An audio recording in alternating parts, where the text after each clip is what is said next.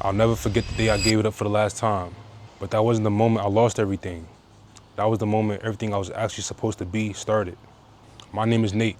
I played football from 12 years old all the way to junior year of college at Pace and Montclair State University. But when it was over, I had to find out who I was without it. This is the origin of 24K and why it might matter more to you than to me. I was the kid that felt like an outcast in every room. The field was the first place that changed that. It was the first place that I actually felt good at something.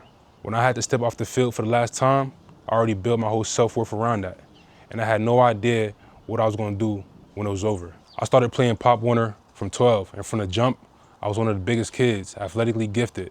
And that kept showing up and I kept developing through high school, all the way into college. Football wasn't just a sport.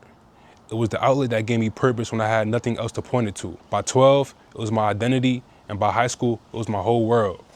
I played 2 years at Pace, Division II. When I hit the transfer portal, I got interest from Rhode Island University, and I thought it was a new beginning, but my grades killed it before it all started. Months went by, almost a full school year not knowing what was next, but then I was convinced to play at Montclair State University. It was a little bit forced, but I figured let me close the door on my own terms. When it was over, I didn't just lose the sport. I lost a way to express myself. I lost the very thing that made me want to do anything else in school. I lost a crucial layer of my identity that made me feel worth. And I left Pace with regret that I never talked about or addressed. I just thugged it out.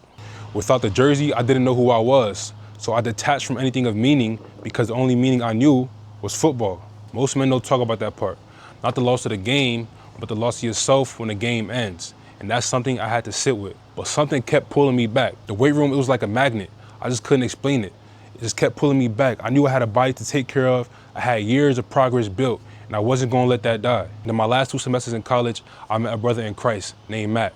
And he showed me something I was missing the whole entire time, that my identity was never for football, it was for God. My path changer wasn't failure, it was redirection.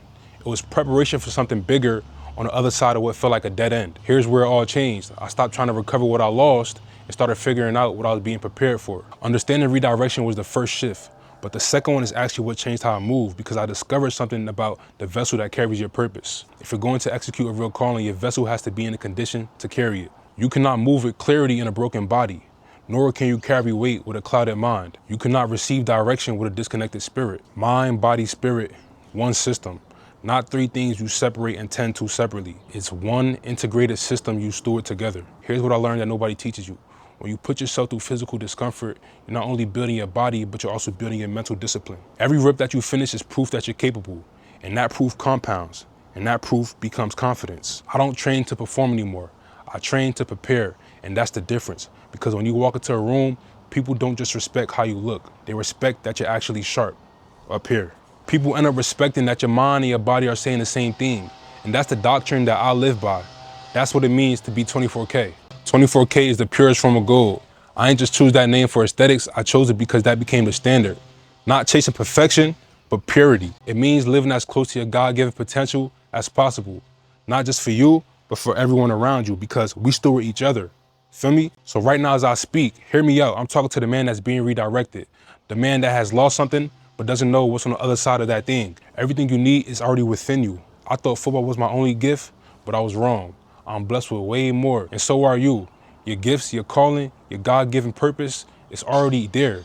You just haven't built the vessel to carry it out. If you stay ready, you don't gotta get ready. Your calling is coming. But the question is, will your vessel be prepared when it arrives? If you're in that transition right now, feeling uncertainty or silence after what recently defined you is no longer there, this page is for you.